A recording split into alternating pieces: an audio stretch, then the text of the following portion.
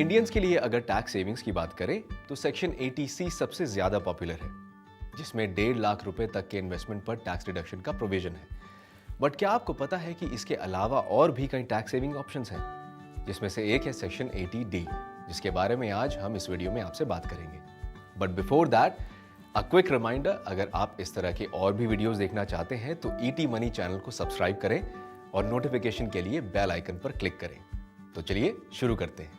क्या आपको पता है कि इंडिया को diabetic capital of the world भी कहा जाता है, और जिस तरह से अपनी कंट्री में कार्डियक पेशेंट्स बढ़ रहे हैं, उससे जल्दी ही ये कार्डियक कैपिटल भी बन सकती है।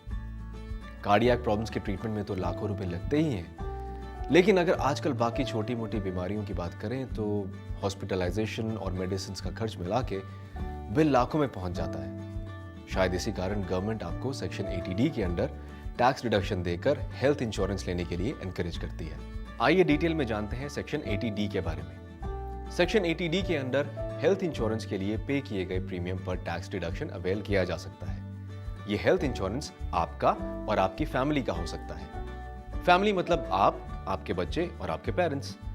वहीं आपके रिलेटिव्स या आपके सिबलिंग्स इसमें कवर नहीं होते हैं, लेकिन इसमें भी ये दो बातें आपको ध्यान रखनी होगी।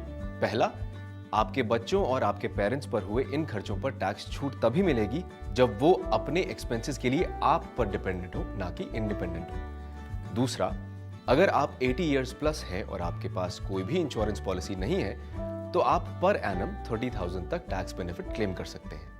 अब बात कर लेते हैं कि 80D के अंडर कितना टैक्स सेव कर सकते हैं।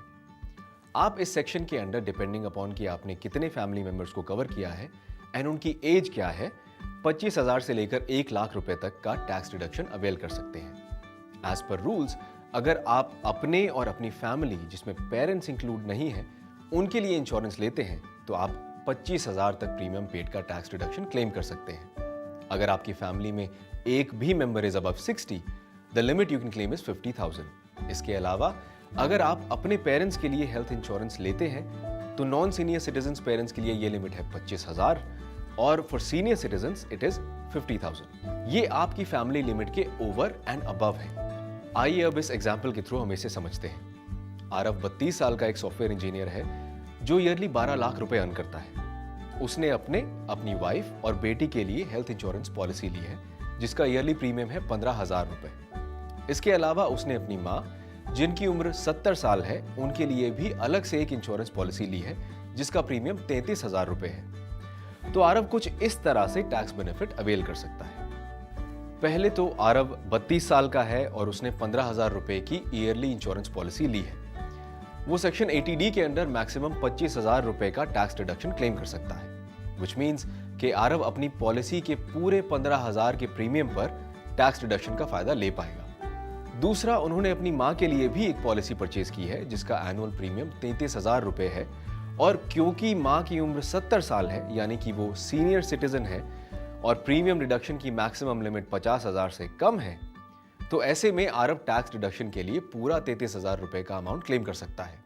इस तरह से दोनों पॉलिसीज के डिडक्शंस यानी 15,000 रुपए और 33,000 रुपए को मिलाकर वो कुल 48,000 रुपए तक का डिडक्शन अवेल कर सकता है। क्योंकि आरव की एनुअल इनकम 12 लाख रुपए है और वो 30% वाले टैक्स स्लैब में आता है और पॉलिसी लेकर वो 48,000 रुपए का टैक्स रिडक्शन क्लेम कर रहा है, तो ऐसे में आइए कैलकुलेट करते हैं कि वो कितने पैसे सेव कर रहा है। सबसे पहले 48,000 रुपए का 30% निकाल लेते हैं, जो कि होता है 14,400 रुपए।